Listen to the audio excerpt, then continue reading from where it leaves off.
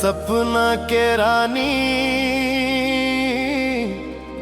तोर बिना सुना जिनगानी, तोर हंसी में चमके चंदा, तोर आँखी में कहानी।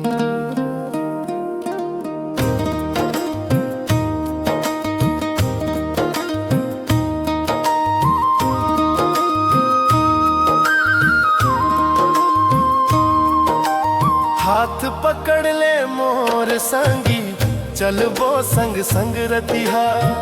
तै हवस मोर किस्मत वाली, मोर दिल के गुनगुन गीता।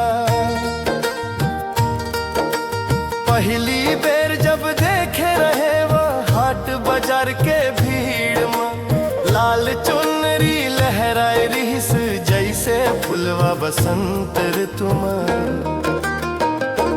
मोर दिल धक धक करे लागिस, नजर तोर ले हटे ना। तोर सुघर मुस्कान देख के मोला कछो समझ आवे ना।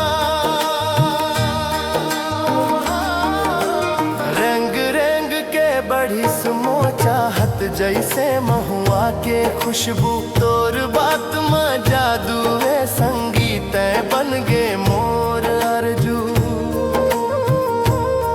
सपना के रानी तोर बिना सुना जिंगानी, तोर हंसी में चमके चंदा, तोर आँखी में कहानी।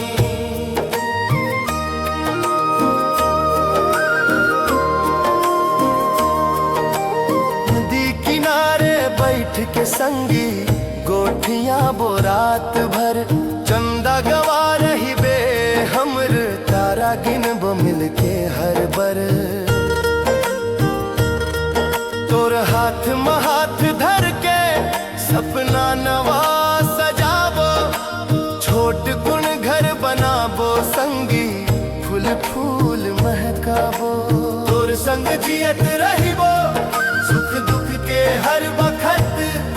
तोर बिना मोर दुनिया सुनी, तै हवस मोर किस्मत। मोर सपना के रानी तोर बिना सुना जिंगानी, तोर हंसी में चमके चंदा, तोर आँखी में कहानी।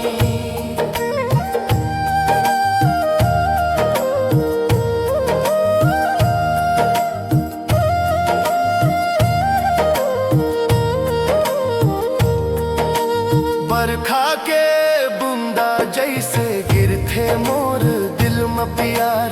तोर नावले मुस्काथे मोर हर एक सवेरा और हर एक समझ। जब तैर उठ जात संगी, अंधियारी छा जाते। तोर एक झलक देख लेवा मोर जिंदगी चमक जाते। माया के डोरी में बंध गए हमन अब जन्म जन्म के साथ। तोर संग चल हुए रानी, धर के मोर हाथ।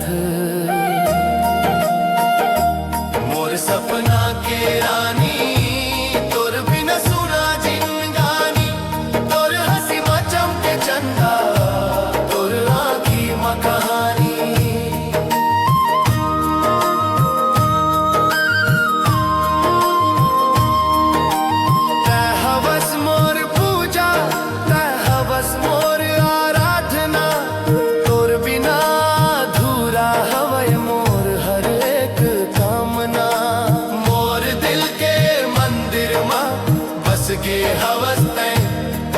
मोर सांस सांस में बस के अब अलग नहीं हो बसते।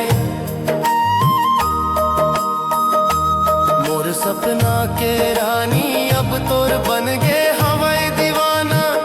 जन्म जन तक साथ निभाबो, ये मोर हवाई बहाना। सातों जन्म के कसम का दो, छोड़बो नहीं तय कबू। तय हवस मोर धड़कन संगीत, हवस मोर सब कुछ हूँ। मोर सपना के रानी तोर बिना सुना जिंगानी, तोर हंसी